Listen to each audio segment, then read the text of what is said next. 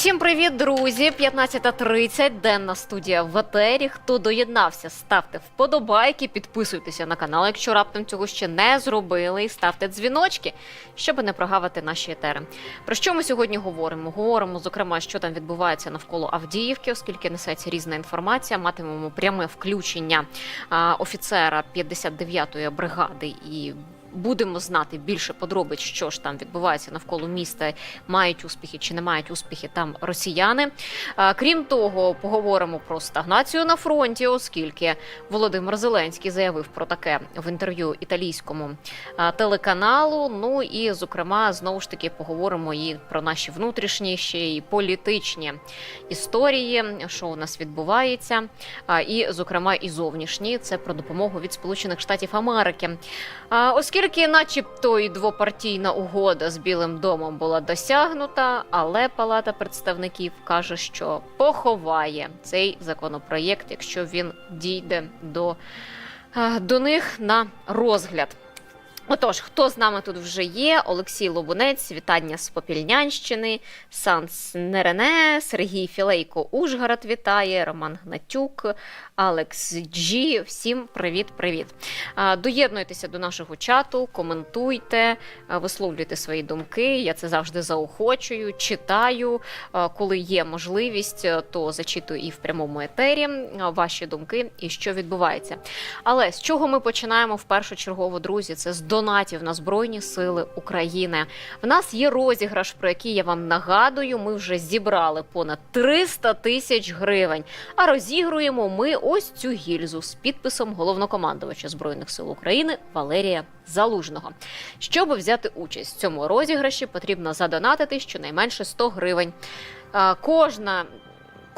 Кожні наступні 100 гривень – це буде ваша ставка. Тобто ставка – це 100, чим більше задонатити, тим більше шансів виграти. 61% від суми в нас є. Мета 500 тисяч. Ці гроші підуть на допомогу Артему Щербаківському. Тому, друзі, я просто закликаю вас долучитися. Хто цього ще раптом не зробив, долучайтеся, донатьте 100 гривень. Це допомога для війська буде, яка насправді дуже важлива. Якщо кожен задонатить по 100 гривень, ми якнайшвидше зможемо закрити цей збір і розіграти подарунок, зокрема.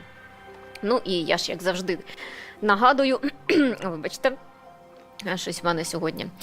Я нагадую, що потрібно і дуже закликаю вас донатити на наш проєкт «Щирик» для нас, від наших глядачів, оскільки ми живемо завдяки вашим донейтам. Насправді, щомісяця про це чесно звітуємо, кажемо, скільки зібрали.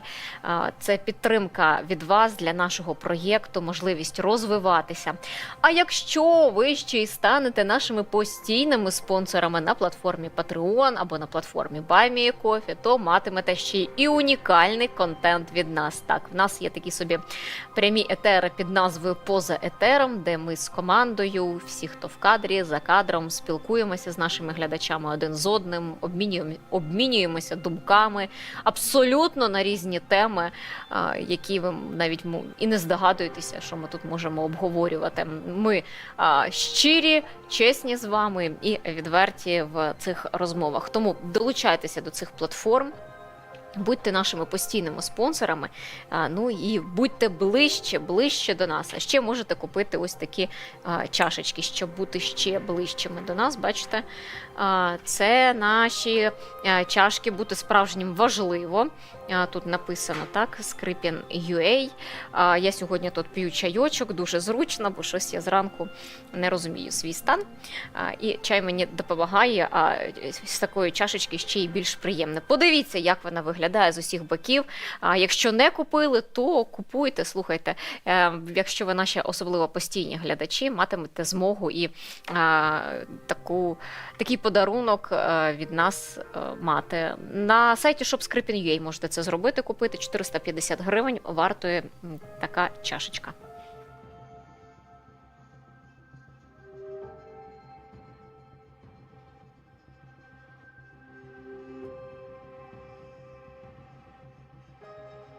Так, Друзі, чашечки розбираємо, купуємо.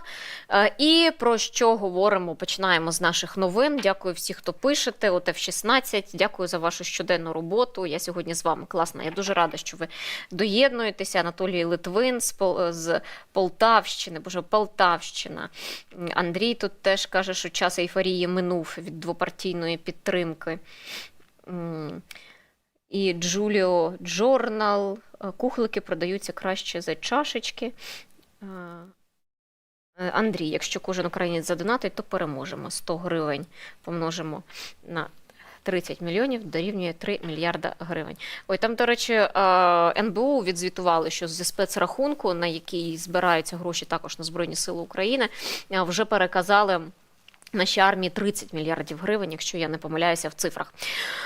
Отож, про наше військо, про все, що відбувається сьогодні в Україні, за її межами говоримо. Але в першу чергу хотіла вам показати дуже класну історію, насправді. Це про порятунок нашого прикордонника.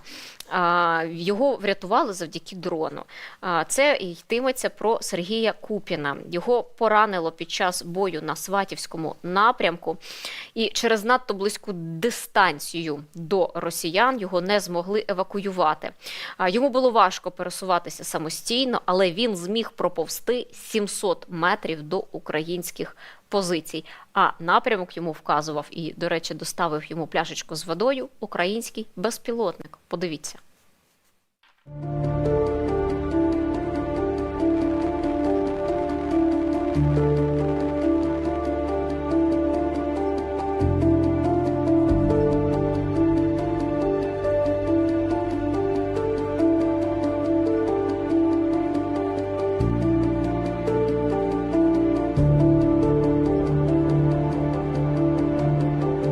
Когда первый дрон отработал, у меня, получается, удар пришел в спину.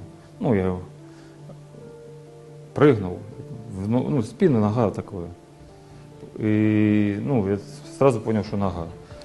И там військовослужбовцы, которые со мной находились, один надал допомогу. Турникет мне наложил.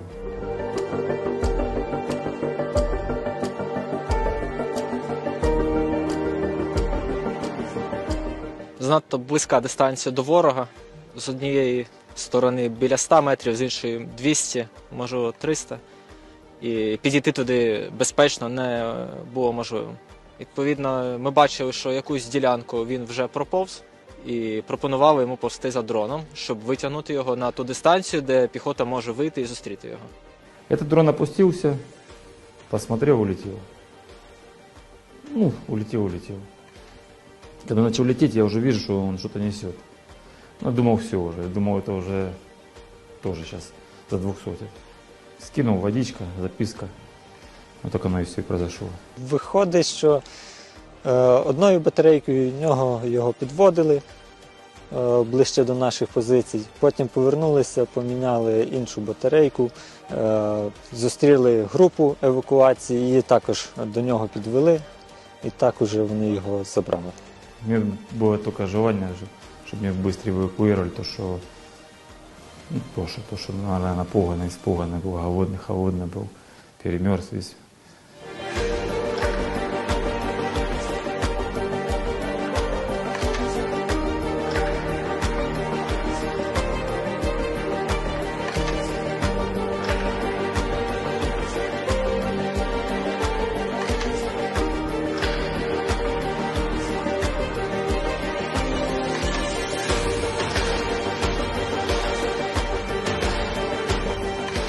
Якщо він вижив після склянки гарячого чаю, який йому було надано в порядку невідкладної допомоги при помощі скиду з дрону, це його врятувало. Так що йому повезло, такий у нього сприятливий прогноз і такий щасливий випадок для його життя. Хлопцям дуже дякую, що не оставили мене. То, що, да, я, допустим, неопытные дрончики, я так понимаю. Посмотрели, да, там трошки есть это тепла, светится. Да и пускай, извините, не додыхает. Кто, зачем пошел бы свою работу делать? А они акцентировали внимание именно на тот момент на меня. И благодаря им я остался живой. Тому така неймовірна історія порятунку, друзі. А міністр внутрішніх справ Ігор Клименко ще відзвітував, що минулого тижня інтенсивність ворожих обстрілів збільшилася майже на чверть. Росіяни атакували Україну понад 1500 разів. І внаслідок російських ударів за минулий тиждень 12 людей загинули, 60 людей отримали поранення. Зафіксовано атаки на понад 570 населених пунктів, найбільше це в Запорізькій області. Показав Клименко так само роботу підрозділів Міністерства внутрішніх справ, це, зокрема, і ДСНС, які впершочергово першими насправді прибувають на всі місця обстрілів, на всі місця потрапляння. А от Forbes написало про підготовку росіянами нового наступу на Харківщину. Мовляв, там кацапи стягують до Куп'янська 5000 танків, до 600 одиниць бойових машин, сотні гаубиць і 40 тисяч війська. В Харківській обласній військовій адміністрації її голова Олег Сінігубов прокоментував це. Сказав, що Збройні сили України насправді протистоять росіянам на цьому напрямку з лютого 2022 року. Згадуємо так, що була в нас чудова харківська операція, коли звільнили частину Харківської області. І в росіян насправді мета повернути ці землі, повернути цю територію. Вона є давно, це ні для кого не секрет. Сінігубов також і підкреслив те, що постійно відбуваються обстріли. Вони не відмовлялися, росіяни, від наступу на ці території, але тим не менше там накопичення, не накопичення. Пам'ятаєте, ми вже говорили на Лимано-Куп'янському напрямку, що збирається там десь півроку тому, такий ударний кулак, 100 тисяч війська, але такого, як великого наступу, не було, не відбулося, але постійно штурмові дії відбуваються, і Збройні сили України на тому напрямку постійно відбивають ці атаки. Тому, як би там не писала Forbes, пам'ятайте, що вже там були і певні дати, коли почнеться захоплення Куп'янська і підуть на Харків. На жаль, цей регіон, він дуже сильно страждає від російських обстрілів, від російської навали. Харкову просто не дають нормально працювати, місту не дають нормально дихати. Те місто, яке було студентським, жило, дихало, тепер стало, на жаль, від людей, які там бувають, і їздять, зокрема, від наших продюсерів Ані і Богдана, які є харків'янами, які часто їздять до міста і кажуть, що там Харків насправді став депресивним містом, на жаль, і постійно потерпає від російських обстрілів. А от щодо Авдіївки, то давайте подивимося, по-перше, мапи Deep State. Як змінилася ситуація з 1 по 4 лютого. Ворог, як і аналітики Deep State написали, просунувся на півночі Авдіївки та в Первомайському. Можемо побачити це на мапі. Зараз ще раз повторимо цей короткий відеозапис, щоб розуміти, ось бачите, як змінилася ситуація. Просування не надто велике, але тим не менше на мапі воно відзначено. А от як повідомили два журналісти, це Бутусов і Цаплієнка, що росіяни просунулись у зону забудови Авдіївки і у місті вже тривають вуличні бої. Як вони пишуть, що якщо міряти по прямій, то передові підрозділи ворога знаходяться на відстані біля 1,5 кілометра від в'їзду у місто. А 2 тижні тому росіяни змогли зайти на 2 вулиці на південній околиці Авдіївки. Ситуація, мовляв, критична. Водночас очільник міської військової адміністрації Віталій Барабаш сказав, що вуличних боїв в Авдіївці немає, а росіяни зайшли у дачний масив поблизу міста. Щодо просування в місті та вуличних боїв він не підтвердив, це цитата. Те, що вони зайшли в дачний масив, який біля міста, так, але це не є міською забудовою, це не вулиці міста, сказав Барабаш. І є ще відео, от як зараз живе місто, і як буквально з автівки засняли черговий прильот по Авдіївці.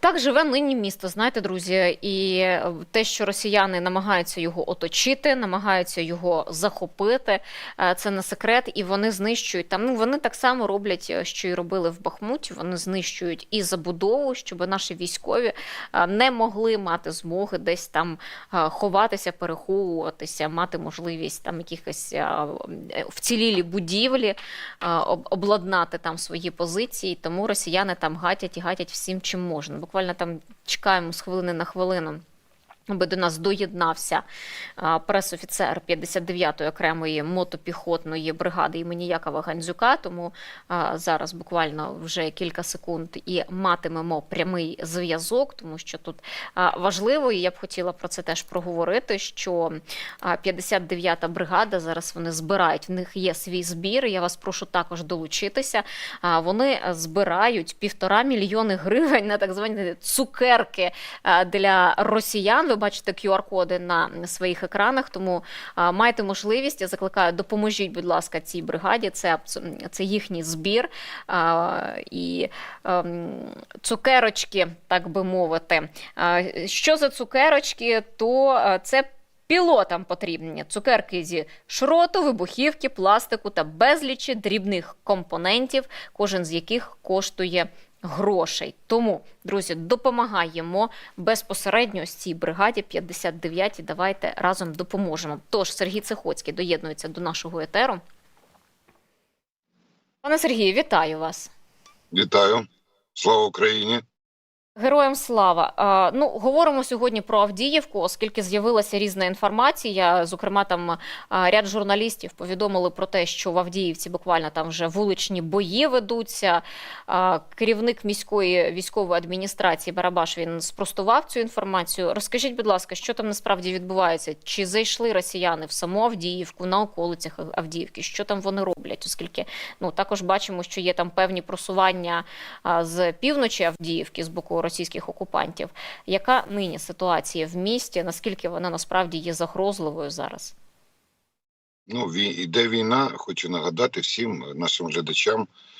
І ворог намагається виконати ті задачі, які перед ними ставить їхнє керівництво.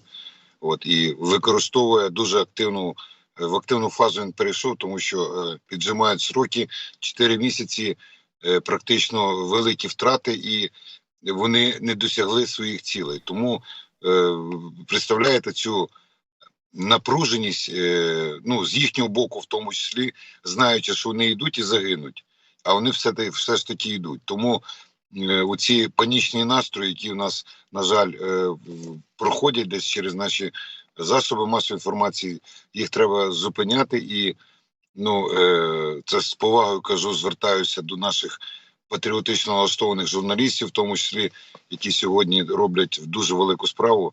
Але я, як військовий, підтверджую, що ситуація під контролем. Ситуація під контролем командування Збройних сил України, і робиться все, що неможливити їхні просування надалі. Безпосередньо скажу, на позиціях нашої бригади все без змін. Ворог цілей, яких він собі ставить, не досягнув, і робимо все, що він цього не досягнув. Ну, так, якщо коротенько. А що, якщо не коротенько, то по тактиці росіян, яку вони зараз застосовують, наскільки багато в них там накопичено сил нині, чи вистачає їм тих самих артилерійських боєприпасів, щоб атакувати наші позиції, чи є в них якісь там дефіцити, бо вони кладуть там один за одним своїх військових, як Зеленський в одному із інтерв'ю десь казав, що там просто вже скоро цілий паркан буде з трупів росіян, тому чи не бракує їм там сил нині? Ну, жива сила, як її так не можу назвати, жива сила дуже швидко перетворюється на неживу. Це перше, це треба розуміти. Стосовно артилерійських обстрілів, то скажу, що ну, відчувається трошки зменшення. Тобто у них все одно є, скажімо, з цим проблеми. Це завдяки роботі наших, скажімо, там далекобійній артилерії і авіації, і таке інше, і нашим партизанам, і все вскупі працює. А стосовно скидів з дронів, стосовно використання різних модифікацій безпілотних літальних апаратів, то цього добра у них забагато, дуже забагато, і це проводиться постійно. Штурмові дії також продовжуються, але, скажімо, не дуже інтенсивно в нашому напрямку, але все одно є. Навіть сьогодні вони знову використовували техніку, тобто виїжджали на працю до наших позицій на БМП. БМП була традиційно знищена, спалена. Тобто, це перші цілі, коли вони з'являються на полі бою, ми їх бачимо, і в першу чергу на них йде концентрація необхідного там вогню, вогневого враження для того, щоб унеможливити використання її на полі бою. А що з нашого боку? Тому що у нас зараз влада заявляє про критичний брак боєприпасів через те, що в нас відстають наші партнери від постачання боєприпасів для нас, зокрема там Сполучені Штати Америки, ніяк не погодять допомогу і не можуть зараз надавати допомогу, бо не мають для цього вже фінансування.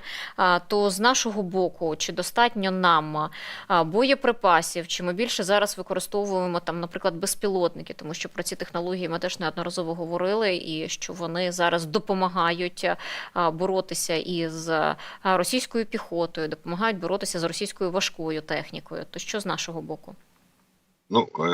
Скажу наразі так, що нам завжди треба багато боєприпасів. Завжди. Це було і раніше, це і є зараз.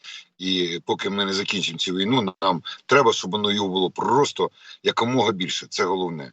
Але при цьому ми, не розуміючи, може, складності там в якихось політичних аспектах, розуміючи, що ті люди, керівники, які займаються цими питаннями, роблять все можливе для того, щоб своєчасно поставити.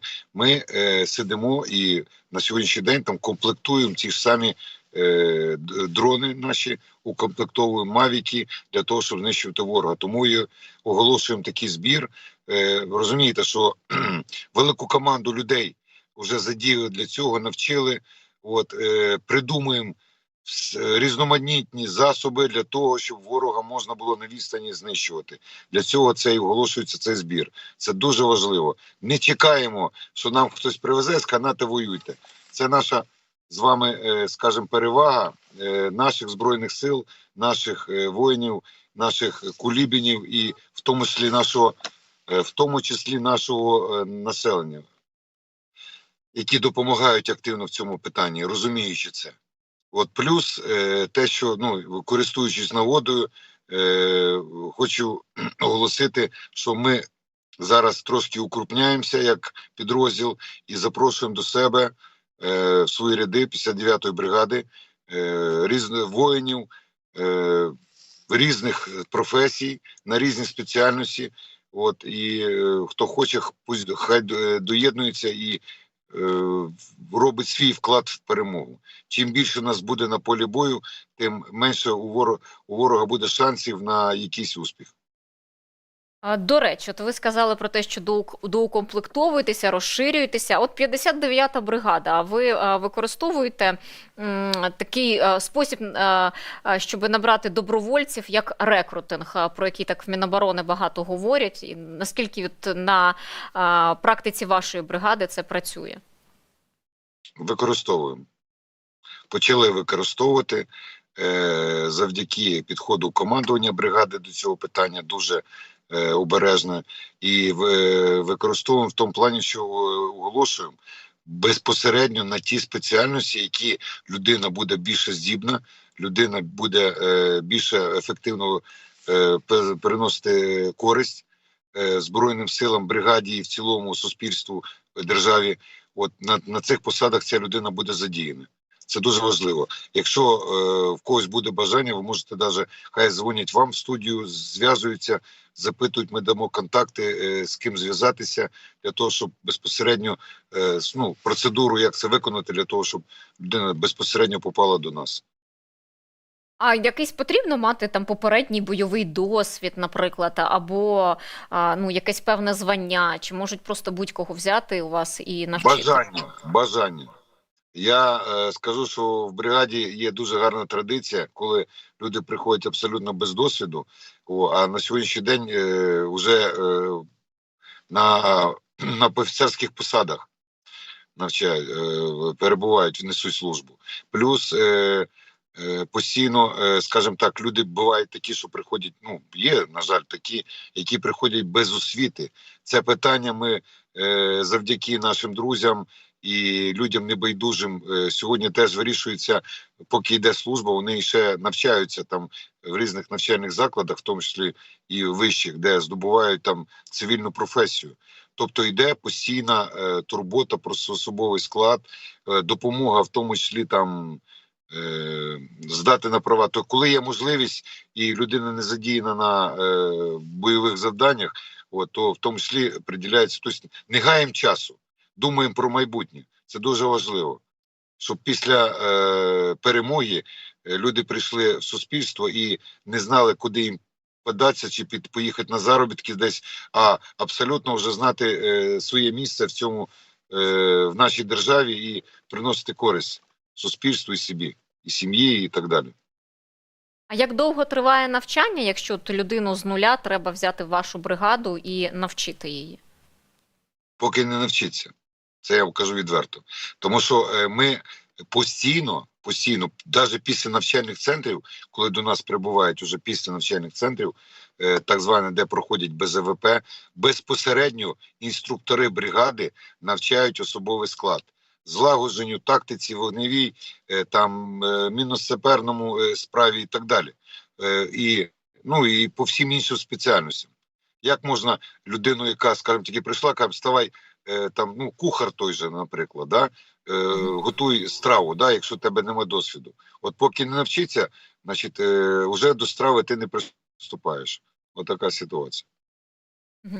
Сергію, дякую. Дякую за те, що долучилися. Я закликаю наших глядачів допомогти вашій бригаді, 59-й бригаді, щоб ви на такі так звані цукерочки змогли назбирати необхідну суму, це 1,5 мільйона гривень, і змогли далі продовжувати знищувати нашого ворога. Ну і, зокрема, і долучатися до вашої бригади також. Ну, дякую за те, що всім нашим воїнам ви тримаєте Авдіївку, відбиваєте російську навалу, насправді. Дякую за те, що повідомляєте нам інформацію, тому що ми теж стежимо і за цим напрямком, зокрема, стежимо, оскільки росіяни своїх цілей, на жаль, не полишають. Дякую, Сергію.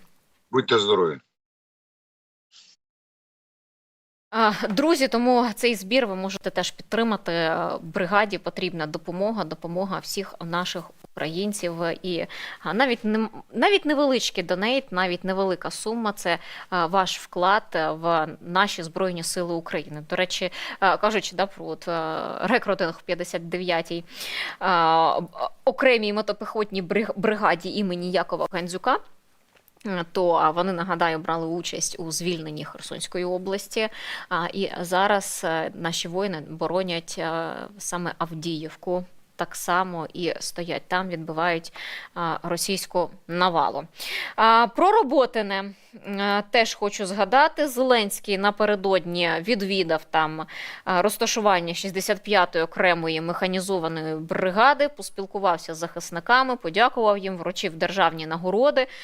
Це південний напрямок, це якраз той напрямок, де влітку тривав наш контрнаступ, такий, який він був, але не все від нас теж залежить. Маємо це розуміти. Далі хочу показати вам відео, те, що там Зеленський до Роботиного поїхав. І далі поговоримо про те, що він, якраз таки президент України, заявив про певну стагнацію на землі, на сухопутній частині нашого фронту, і про що малося на увазі потім. Зараз Роботине.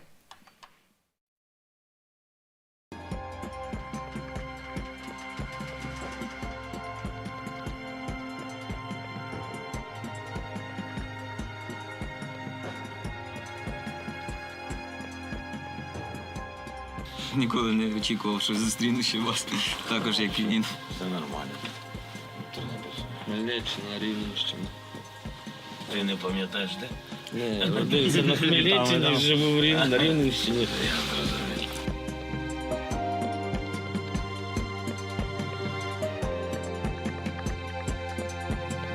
По-перше, маю велику честь сьогодні бути тут, підтримати вас і нагородити хлопці. Ви наші воїни на ваших плечах. Така складна вирішальна місія. Відбити ворога і перемогти в цій війні. Я вам бажаю цієї перемоги. Хочу вас нагородити. Ну і бажаю зробити все, щоб ця перемога була швидше, щоб вас підтримували рідні, близькі і всі цивільні громадяни України. Хочу, щоб ви знали, що всі адекватні люди в світі розуміють, що у вас найскладніша робота, і всі українці вами пишаються. Слава Україні! Героям слава! Користуючись нагодою, шеврон 130-го окремого батальйону, хочу вручити вам на згадку. Вітаю! Служу українському народові. Дякую за службу. Дякую. Дякую за службу. Служу українському народу.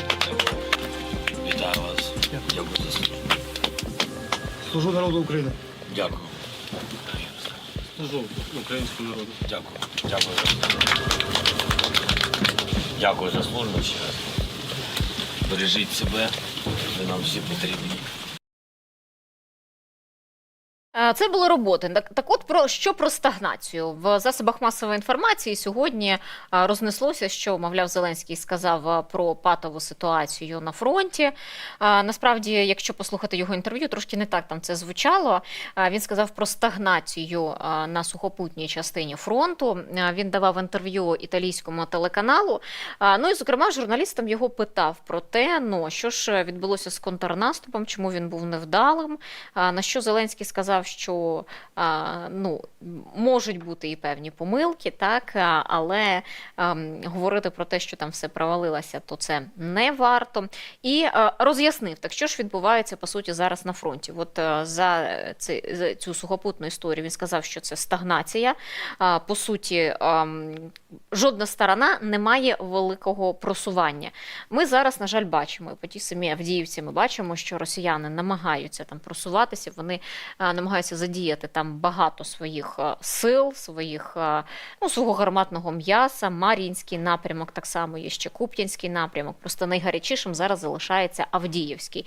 Там, за звітом Генштабу, найбільше відбувається штурмів, найбільше відбувається боїв, і там найбільше активні бойові дії зараз тривають, але тим не менше весь фронт, він є гарячим, і росіяни по всьому фронтові там намагаються певні штурмові дії проводити, і далеко не завжди вони вдалі. Так от про сухопутні, що великого просування з жодного боку немає. Росіяни ж ставлять собі, в першу чергу, це повна окупація Донецької та Луганської областей. Скільки б вони там собі дедлайнів начебто не ставили, їм це так і не вдалося навіть протягом минулого року зробити. В позаминулого ми змогли багато наших земель відбити від росіян, але тим не менше, за словами Зеленського, 26% території України залишається тимчасово окупованою.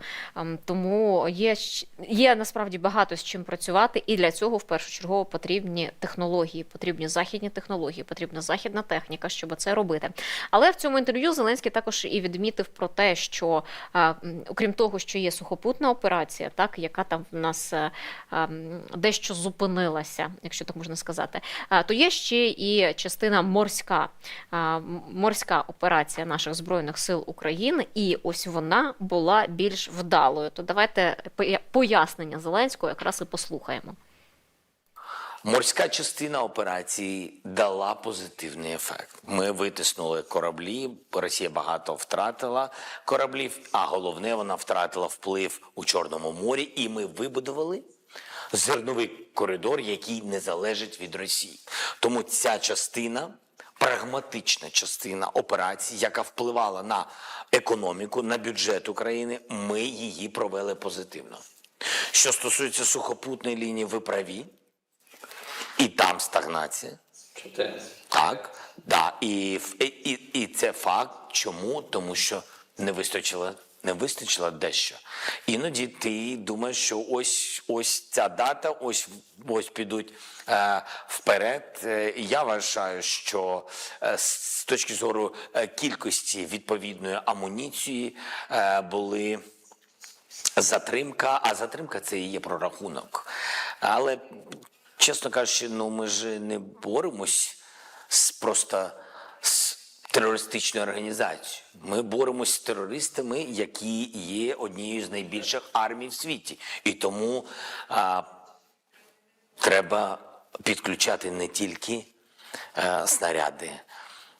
Розумієте, є сучасна техніка, але треба підключити менеджмент. І в Європі менеджмент війни, і в Європі, і в Сполучених Штатах повинні знати, що якщо у нас є контрнаступальні дії, це така взаємодія.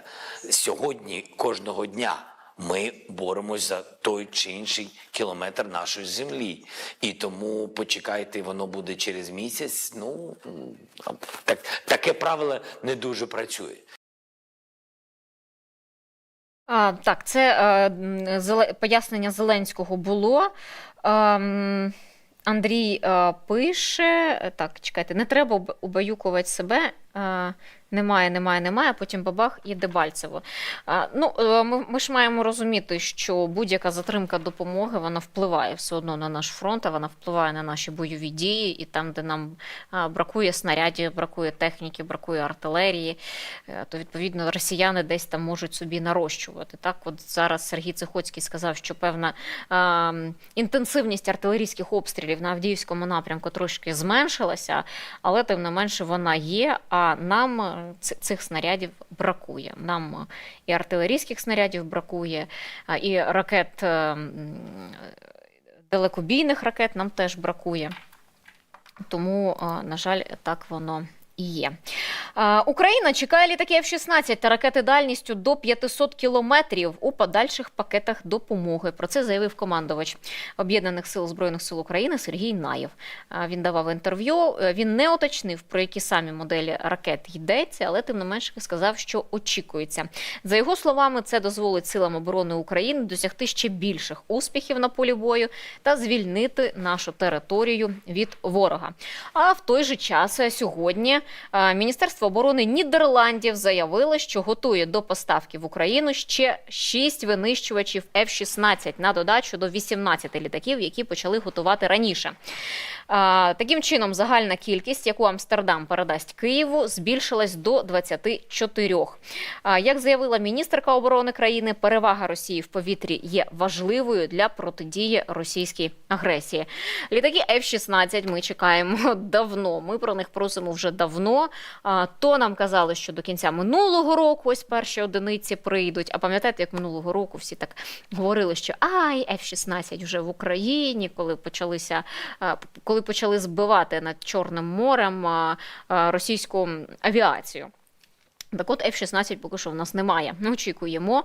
І ще тоді міністр оборони Резніков, так, пам'ятаєте, казав, що F-16 до кінця березня начебто перші мають прийти. На даний момент строків ніяких не називають. Від різних представників різних країн йшлося про те, що цього року точно F-16 отримаємо. Але цей рік – це 12 місяців.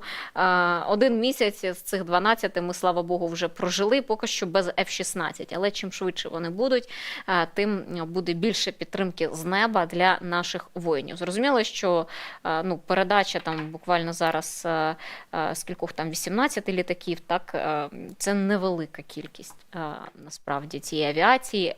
І, на жаль, ці літаки, вони стануть теж однією з головних цілей для російських окупантів, там, де вони будуть стріляти. Як це було з Петріотами, коли ми отримали, так і з F-16. Але очікуємо. Ну і поки чекаємо на F-16, ще ми такі пачекуни, знаєте, то знову ж таки говоримо про те, що ж там відбувається між Зеленським і Залужним. Насправді вже це мало питання бути давно закрите. Президент за джерелами Української правди міркує про те, щоб замінити не лише головнокомандувача Валерія Залужного, а й начальника Генерального штабу Збройних сил України Сергія Шапталу. Мовляв, декілька проінформованих співрозмовників в команді президента і в військових колах кажуть, що така заміна, мовляв, можлива. Сьогодні, до речі, Шаптала святкує день народження, а Українська правда його вже звільняє. І Залужний йому подякував, він написав там окремий допис. Ось нам ще буде дуже важко, але точно вже ніколи не буде соромно. Ну, це вже не перша їхня спільна фотографія. Я відзначила, що коли ми минулого тижня засоби масової інформації активно обговорювали можливу відставку Залужного, то якраз і серед ночі з'явилося в той день, коли Залужний прибув до Офісу президента говорити з Зеленським, Єрмак був в Ужгороді, все без нього відбулося, мовляв. Тоді серед ночі Залужний також виставив з Шапталою спільну фотографію, що, мовляв, працюємо. Це було десь близько 12-ї, бо я помітила, що якраз поки все це Кіпіш почався в соціальних мережах, Залужного звільняють, то він опублікував таку фотографію. Але, повертаючись до цього інтерв'ю Зеленського італійському телеканалу, його спитали про конфлікт між ним і Залужним. Говорять ж не тільки наші засоби масової інформації, а говорять вже і закордонні. Вони одразу підхопили цю новину і почали там через власні джерела щось дізнаватися, писати. І там в один день ряд закордонних видань видали таку інформацію і видали там свої матеріали. І журналіст італійського телеканалу, він так само його запитав: так що ж там у вас відбувається? Звільняйте, не звільняйте? Давайте послухаємо Зеленського. Генерал Залужний. Багато говорять про те, що його може бути звільнено, що ви його можете звільнити. Це правда? Чи існує таке, чи ні?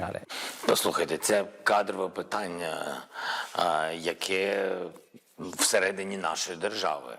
І, безумовно, якщо ми говоримо про перезавантаження, то я хочу, щоб ви мене зрозуміли.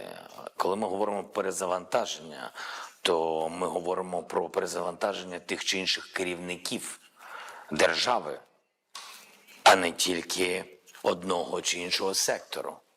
Тому що я думаю про це, про перезавантаження. Я в процесі в цьому. Тому що не можна сказати: ось одна людина, ви замінили і все, поїхало. Ні. Ні, це серйозна машина. І вона залежить від багатьох процесів.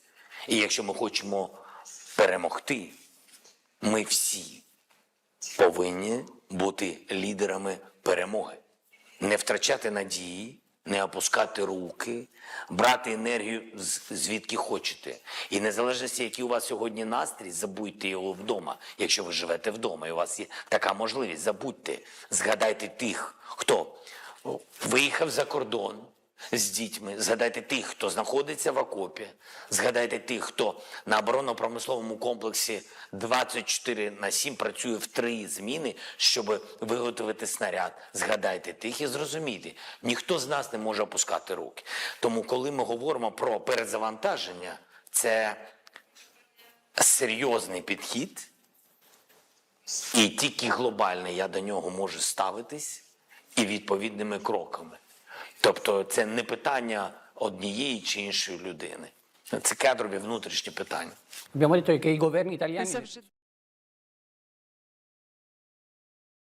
Ну, внутрішні питання, так, але говорить Зеленський про зміну низки керівників цієї країни. Знаєте, як я вже прочитала сьогодні в Фейсбуці, і, зокрема, серед військових, немає функції замінити Зеленського. Я не знаю, чи думає Зеленський про заміну самого себе, маю великі сумніви. Одначе, далі про все говоримо. Мілан Лєліч, політичний оглядач, доєднується до нашого етеру. Мілане, привіт. Так, звуку немає. Не чую. Погано чую. Сьогодні знов, знаєте, не чує баба. Тому давайте спробуємо налагодити трошки звук. Ілля, може мені додаси тут, щоб я чула в цьому справа. Або подумаємо, що там можна зробити з мікрофоном. Чути мене, не чути? Зараз. Так, трошечки щось є в нас. Не дочуваю я сьогодні. Понеділок, я ще хочу спати, а не працювати. Тому зараз швидесенько ми теж спробуємо налаштуватися, повернемо. Таке теж буває, нічого страшного, бо будемо говорити про те, там, що відбувається в нас з нашими внутрішніми політичними питаннями, з кадровими змінами, наскільки вони потрібні. О, Мілане, так, ти повернувся. Зараз чути вже? Почула. Нарешті, рада бачити тебе в нашому етері. Слухай, я, знаєш, вже б хотіла би заспокоїтися і продовжити обговорювати якісь інші теми, не менш важливі, але тим не менш, знову ж таки, муляє вся ця тема з конфліктом між Зеленським і Залужним, з відставкою Залужного. Зеленський в коментарі італійському телебаченню сказав, що взагалі хоче замінити низку керівників держави. Навряд чи він говорить про себе. Можливо, щось тобі відомо, кого там він збирається змінювати, бо чула таке, що і Олексія Данілова, секретаря РНБО, можуть змінити. Наскільки він є великим керівником держави, я не певна, тому що РНБО це є дорадчим органом, а секретар РНБО там немає там великих впливових функцій насправді. Але з огляду на те, що відбувається, і чутки про звільнення і Шаптали з очільника Генерального штабу, наскільки це, на твою думку, зараз реально потрібно, і от в політичних колах про що зараз говорять? У політичних колах це вже перемивається фактично вже скоро буде рівно 7 діб як, тому що ця вся історія минулого понеділка увечері, десь щось ближче до 7-ї вечора, вперше це все з'явилося в медіа і якби понеслося, і з того часу фактично з невеликими перервами, з якимись там доповненнями, інсайдами, матеріалами українських медіа, матеріалами західних медіа, джерела щось повідомляють. І в принципі за цей час достеменно стало зрозуміло, вірніше, тільки одне, це те, що відставка Залужного таки станеться, фактично вже всі обговорюють це як доконаний факт. Єдиний момент – це ніхто ще принаймні не зрозуміє, можливо, окрім самого Залужного чи Зеленського, про те, коли саме це відбудеться. Тобто я думаю, що це і сьогодні може бути там завтра, може буквально найближчими днями. Я думаю, питання вирішено і, в принципі, очевидно, Шаптала, про якого ти згадала, то він піде разом з Залужним, бо це якби чітко його людина. Тому я думаю, що як мінімум ці дві ротації у нас таки відбудуться, щоб про них би хто не думав і не писав. Щодо інших перезавантажень системи, я вже чув там різні історії, чув я їх ще навіть до того, як, власне, сам президент сказав про це перезавантаження в інтерв'ю публічно на камеру італійським журналістам. Але поки що, от станом на зараз, я не зміг верифікувати якісь серйозні перестановки, скажімо так, на рівні там силових структур, міністерському рівні. Тому поки щоб не примножувати сутності, не примножувати чутки, то я все-таки обійдуся без прізвищ, але ходять різні варіанти, при тому окремі з них мені точно видаються вкидами з того, що мені доносять, якісь видаються більш-менш логічними. Я думаю, почекаємо, думаю, що десь, знову ж таки, на цьому тижні щось може відбутися і когось перезавантажить. Наскільки це все допоможе, я не знаю, і, відверто кажучи, досить сумніваюся. Тому що головна проблема, якщо принаймні брати суто військову компоненту, фронт, головна проблема, як на мене, не в тому, що у нас там неправильні люди на непідходящих місцях знаходяться, а абсолютно в об'єктивній частині, а саме в ресурсній частині. Ми бачимо, що відбувається в Сполучених Штатах, там, де всі допомога нам, мені здається, з кожним тижнем виглядає дедалі більш примарною. Я так думаю, що треба налаштовуватися, скоріш за все, на те, що від Сполучених Штатів ми в 2024 році можемо взагалі нічого не отримати.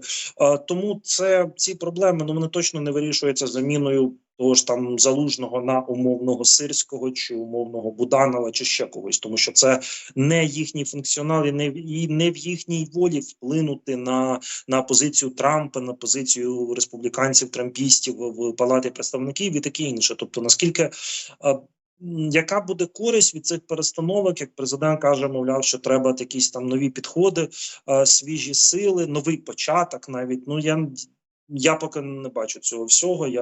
Я бачу єдине лише, що в сухому висновку це серйозні, даруй, срачі в соціальних мережах і значною мірою також розчарування значної кількості людей в тому, що відбувається, і навіть у самому факті того, що якісь такі процеси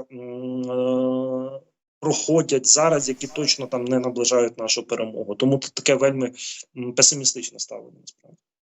А ти знаєш, я коли за цим всім, в принципі, спостерігаю, все, що стосується нашої внутрішньої політики, з тим, що відбувається там у Зеленського там з Залужним, чи пак не відбувається, але відбувається багато чуток і багато розмов. І насамперед, мені здається, що наша внутрішня політика, вона в нас тут зараз вбиває, замість того, щоб якось намагатися налаштувати зовнішню, бо вся ця історія, всі ці чутки, вони потім виливаються в закордонні медіа, це вливається у вуха мешканців інших країн, які нам допомагають, тих самих європейських країн, тобто тих самих Сполучених Штатів Америки. І це дуже сильно тригерить українське суспільство. Обговорюють всюди, тут не тільки в Фейсбучику. Можна зайти в супермаркет і так само почути розмови про відставку Залужного серед таких бабусь чи трошки там молодших за віком, але просто тут різне населення, різні українці, вони все це обговорюють в маршрутках, в супермаркетах, на вулиці, на лавочці під під'їздом, якщо погода непогана. В мене просто вікна виходять на мій під'їзд. Але це не приносить як такої користі. І знаєш, я тут задумуюсь завжди, Зеленський там боїться за свої рейтинги, так, щоб там не вдарило, щоб в нього залишалася довіра серед українців. І я розрізняю там для себе людей, які там є фанати прям Зеленського, які його люблять, мають на це право, і там помірковані прихильники президента. Ті, хто там його не любить, не беремо їх до уваги. І таким чином він може втратити і ось цей свій електорат, цих своїх прихильників, які там помірковані. Фанати з ними залишаться, а от помірковані після таких чуток, після подій, якщо вони стануться, то вони можуть відпасти. Як ти гадаєш, от твоя думка? Я думаю, що навряд чи, справді, я згоден, що навряд чи це, якщо розглядати це суто там в електоральному розрізі, наприклад, то я теж дуже сумніваюся, що це принесе якісь бали президенту. Скорше за все, навпаки, ти абсолютно, в принципі, правильно все розклала. Зрозуміло, справді це може вдарити по нас, це може вдарити суто з якоїсь рейтингової складової. Звичайно, дуже хотілося б дочекатися соціології закритої, але, в принципі, у нас така соціологія навіть закрита, яка досить скоро стає відкритою, як правило, принаймні. Зацікавлені люди, які мають певний якийсь доступ і контакти, вони завжди можуть з'ясувати, що там у нас свіженького по рейтингах. І справді мені б дуже хотілося побачити перші опитування після цього.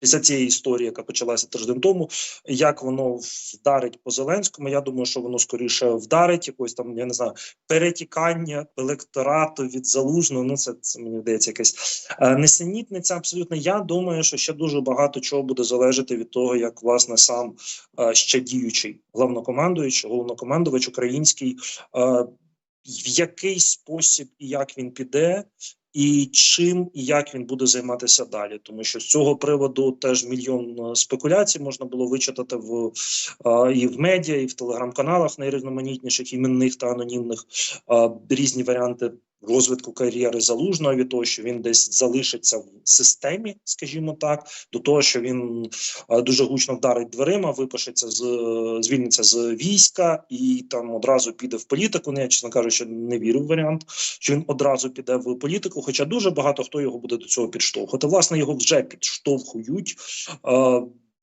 багато місяців, значна частина української опозиції, де-факто робить з нього, максимально його політизує, робить з нього політика, очевидно, намагаючись якимось чином теж його залучити до власної орбіти політичної, якось цим скористатися, тому що, звичайно, ледь не безпрецедентна історія, коли людина має рейтинг довіри 90 плюс, впевнено за 90%. Звичайно, така персона, навіть якщо вона 1000 разів підтвердить чи скаже, що вона не має жодних політичних амбіцій, вона просто за самим фактом таких захмарних рейтингів, вона не може лишатися осторонь політичного життя. Вірніше, її не залишать осторонь політичного життя, її будуть втягувати в це життя. І ми це і відбувалося. Ми це, власне, бачимо, що це відбувається.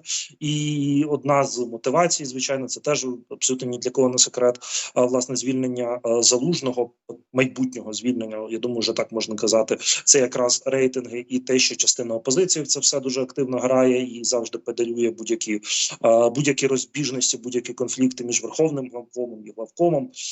Тому буде ця політика, яка, знову ж таки, нам абсолютно не потрібна і яка призводить до того, що справді образ, на превеликий жаль, я це спостерігаю, моніторячи західні медіа, якби ще задовго до повномасштабного вторгнення. Звичайно, з повномасштабним вторгненням уже ось як 2 роки я абсолютно регулярно і постійно, мабуть, більше іноземних медіа читаю, ніж українських, і дивлюся.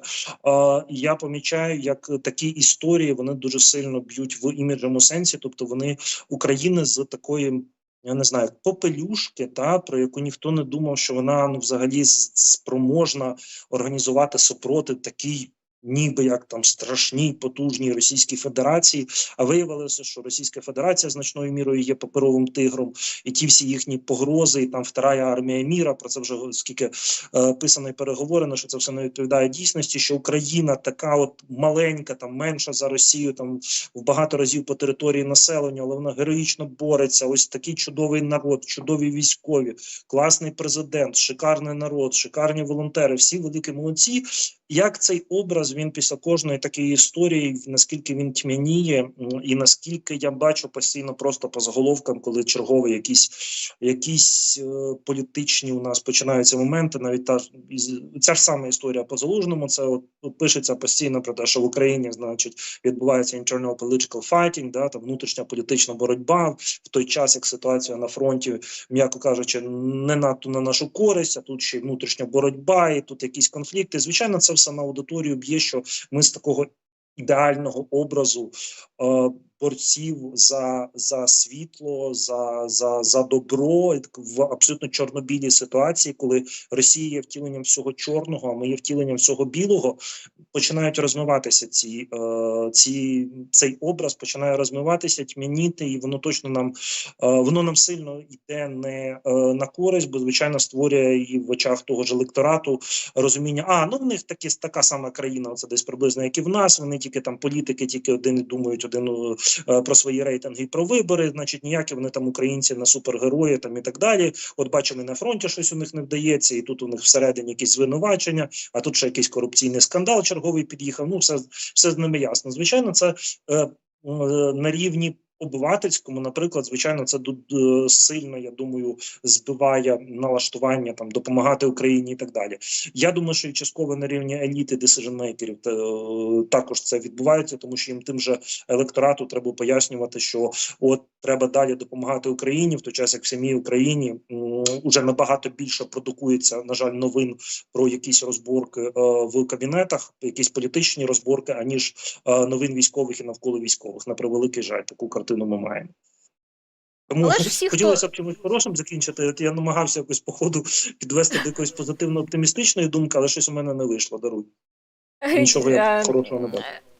Перша ремарка, комусь ж вигідно, щоб ця інформація витікала, і вона витікає, відповідно, це ж джерела повідомляють, це по-перше. А по-друге, якщо вже на позитивній ти якось цю тему хочеш завершити, то виборів поки не буде.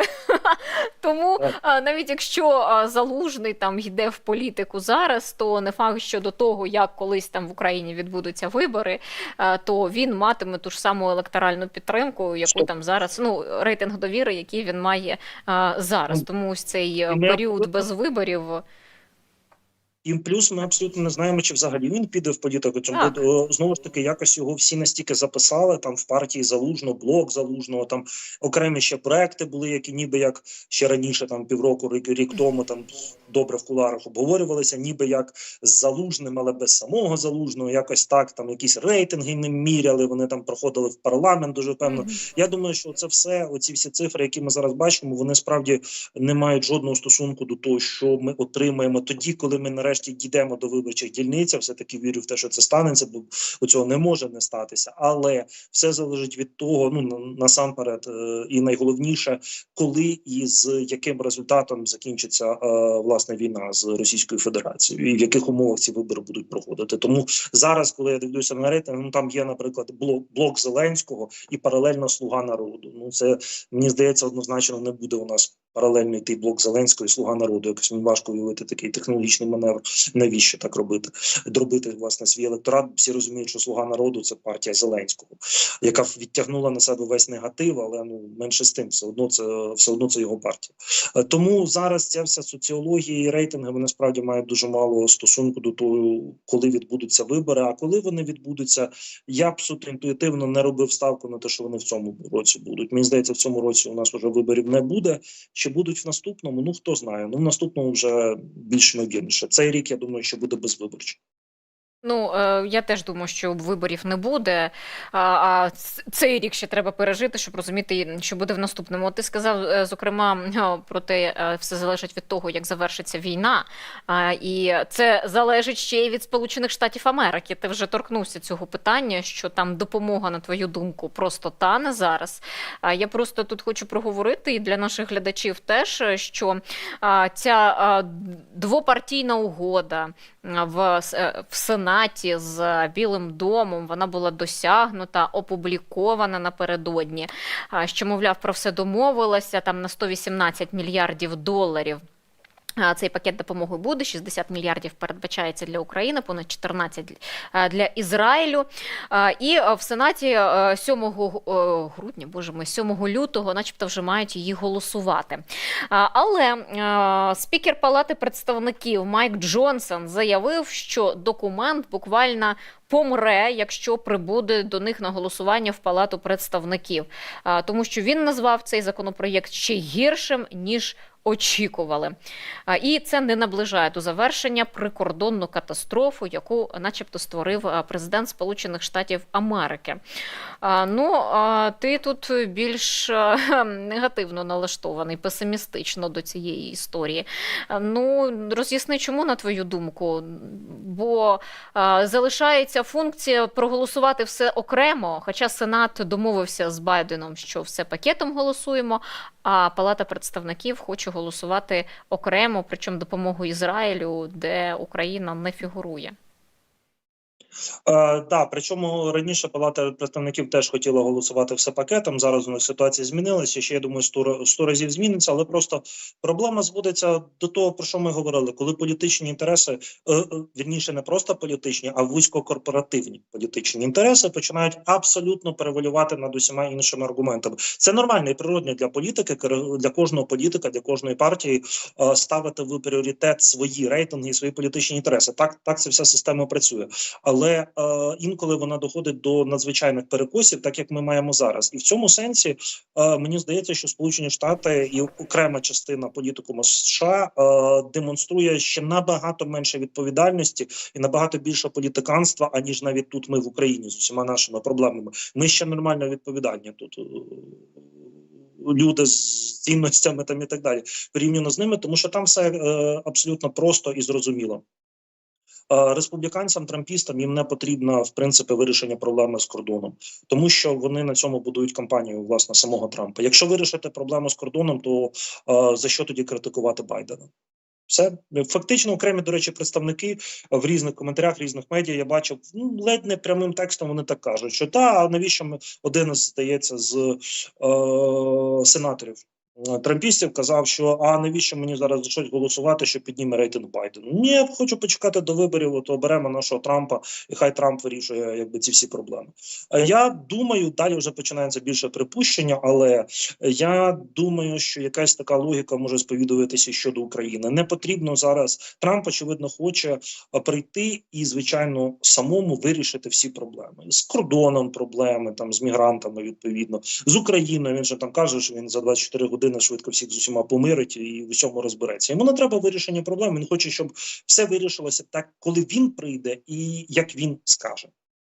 Тому просто значна частина, до якої, на жаль, входить і спікер Палати представників, який в американських реаліях є теж дуже важливою персоною, наприклад, він самостійно може вирішувати, що саме виносити на розгляд палати. Тобто, якщо він не захоче поставити законопроект в порядок денний, його до того не примусити. Все. Він фактично це сказав. Я це ніколи не поставлю на розгляд. Фактично все, історія закрита. 7 числа, 7 лютого, післязавтра проголосує Сенат. Я думаю, проголосує, все нормально, всі поаплодують, а потім палата просто не візьметься за цей законопроект і фактично все почнеться заново. Тому таке політиканство, коли справді всі питання, вирішення всіх питань відкладається на час після виборів, тому що тоді на виборах переможе наш чувак, тобто наш хлопець, наш партієць, і от тоді хай він вирішує. А якщо зараз щось позитивне вирішити, це ще Байдену може допомогти з рейтингами. А навіщо? Байдену допомагають з рейтингами, тому що він наш конкурент на виборах. Ну, все банально, абсолютно така теж чорно-біла і дуже-дуже простенька логіка. А те, що можна знайти 1001 причину, чому більш-менш таку благовидну причину, чому, наприклад, не голосувати за допомогу Україні, ну, на то вони політики, що вони можуть придумати 1001 мотивацію навіть найганебніших своїх дій. От бачимо, Джонсон розказує, погана угода не вирішує кризу. Напишуть нову угоду, яка буде вирішувати кризу. Він знайде ще якусь проблему, скаже, давайте будемо голосувати це там разом з Ізраїлем, але без України, або разом з Тайванем, але без Ізраїлю. Ну, це мільйон варіантів можна придумати відмазок, аби просто не вирішувати проблеми, які вони не хочуть вирішувати зараз. Бо знову ж таки повертаємося до того, що почали вибори. У них в Штатах вибори найважливіші фактично на планеті в цьому році. Так, але виходить так, що зараз Сполучені Штати Америки виходять осторонь російської агресії, дозволяють, по суті, Путіну продовжувати її. Ну, а ми з тих сил, з яких ми можемо, наскільки там Європейський Союз та інші партнери нам можуть допомагати, допомагають, але немає тієї допомоги, потужної допомоги від Сполучених Штатів, яка, до речі, є каталізатором, в принципі, фінансової допомоги від інших міжнародних інституцій для нас, щоб вони нам не давали кошти, бачачи, що ми зараз є більш-менш стабільною країною, яка може там виплачувати як-ніяк свої борги там за допомогою тих же Сполучених Штатів Америки. Але, ну, як сказав Зеленський, до речі, в інтерв'ю, то, по суті, якщо, ну, він не назвав там трампістами, так, він просто сказав, частина республіканської партії, там, яка є, ну, це прихильники Трампа, вочевидь, він мав на увазі. Якщо вони хочуть новий геополітичний розподіл в цьому світові, то він буде, якщо не буде допомоги від Сполучених Штатів Америки. Тому воно якось так сьогодні виходить. Ну, і тоді, ну, він тоді сказав, що Путін піде далі і навряд чи вже десь там зупиниться. І тоді, ну, зможе захопити Україну і там вже воювати з країнами НАТО, відповідно. Та й таке. Мілане, дякую, що долучився до етеру, і дякую, що знайшов час. Ну, віримо в краще, а дивимося в реалії, в яких живемо зараз. Да, побачимо. Дякую тобі і спокійного дня. Пока-пока. Слухайте, ну, історія така у нас з Сполученими Штатами. Бачите, допомога поки що, ну, немає її на горизонті. Насправді, треба дотягнути до березня. У березні підуть снаряди з Європейського Союзу, пише користувач «Моя гра».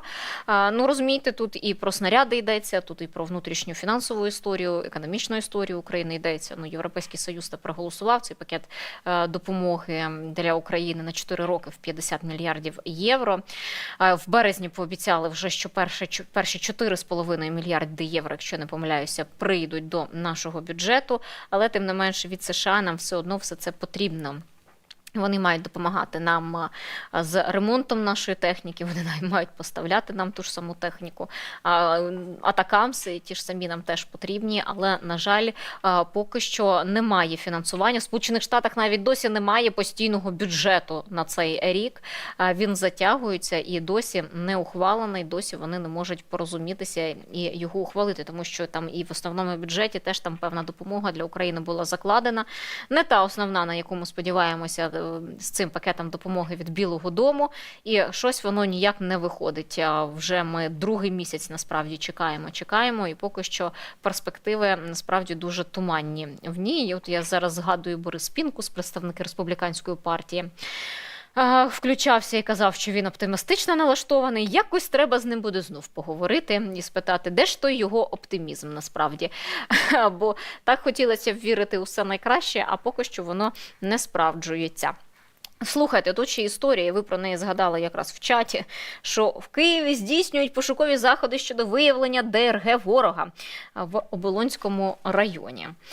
Так, там проводяться пошукові заходи за участю представників сектору оборони номер 1 міста Києва, Оболонського територіального центру комплектування та соцпідтримки, 129-го батальйону територіальної оборони та представників Оболонського управління поліції, Головного управління Національної поліції в Києві щодо виявлення диверсійно-розвідувальних груп ворога. Щоправда, з огляду на ці фотографії, я тут живу недалеко, з огляду на всі ці фотографії, то не схоже, зупиняємося на цій, не схоже, що це представник ДРГ,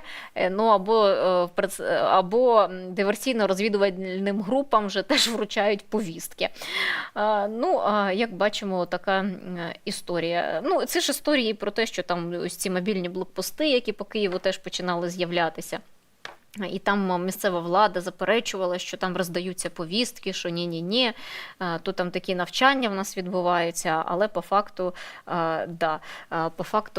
вони потім визнали, що працівники ТЦК мають право там прийти і роздавати повістки. Зараз ось таку прям ударну групу зробили для роздачі повісток. Вертатимусь додому, подивлюся, чи на вулицях люди ще залишилися, чи всі порозбігалися по своїх домівках. Та й таке, друзі. Я закликаю вас допомагати Збройним силам України. В нас є збір, наш розіграш, розігруємо гільзу з підписом головнокомандувача Збройних сил України Валерія Залужного. Щоб там зараз не говорили, відставка, не відставка, він діючий верховний головнокомандувач і підписав ось таку гільзу. Її можна виграти, задонативши нашу ставку. Вона складає лише 100 гривень насправді. Наша мета – зібрати 500 тисяч гривень. Наразі 61% від необхідної суми, це майже 307 тисяч ми зібрали, але потрібна вся сума, тому що ми допомагаємо нашому військовому, це Артем Щербаківський. Ця сума потрібна йому, і всі кошти будуть йому передані, і ми обов'язково про все потім звітуємо в наших етерах. І тоді, коли зберемо необхідну суму, зможемо і розіграти цю гільзу серед тих учасників, які задонатили. Чим більший донат, тим більше ставок ваших зіграє, і тим більше шансів у вас виграти цей подарунок від нас, від наших військових. І щирик, друзі, щирик для нашого проєкту від вас. Допомагайте нам працювати, допомагайте нам розвиватися, допомагайте нам ставати кращими. Бачите QR-код на ваших екранах, в описі до нашої трансляції є всі дані, як задонатити на Збройні Сили України, підтримати наш розіграш, підтримати наш проєкт. Ставайте постійними спонсорами і отримуйте унікальний контент від нашої команди у вигляді етерів поза етером, де зможете поспілкуватися із нами. І вподобайки – це безкоштовна ваша підтримка, насправді, друзі, тому що вподобайка – це просування нашого контенту від вас. Так само коментуйте, ставте дзвіночки, підписуйтеся, рекомендуйте своїм знайомим, щоб нас більше дивилися. Дзвіночок допоможе вам не прогавити о 19-й годині ще вечірню студію.